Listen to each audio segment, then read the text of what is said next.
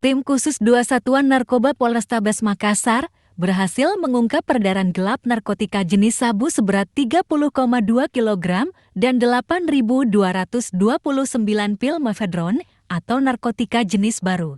Puluhan kilo sabu dan ribuan pil narkotika baru itu diamankan di lokasi berbeda. Lokasi pertama di Jalan Opu dan Risaju Makassar pada Selasa 8 Oktober. Kemudian, lokasi kedua di perumahan Grand River Kecamatan Tamalet Makassar pada Jumat 11 Oktober dan lokasi ketiga di Jalan Lalembaku, BTN Alam Sabila, Kecamatan Puwatu, Kendari, Sulawesi Tenggara pada Jumat 11 Oktober. Adapun tersangka yang diamankan dari 3 lokasi itu, masing-masing berinisial IS, HRTG, HRP, AN, dan FS.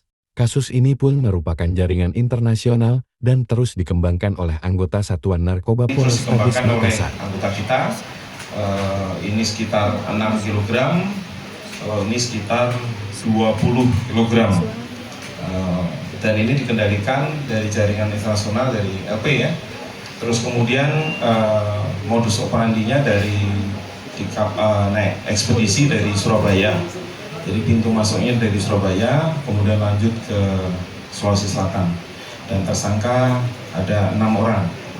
Setelah berhasil diamankan, para pelaku beserta barang bukti langsung dibawa ke Mapolrestabes Makassar untuk dilakukan proses hukum lebih lanjut.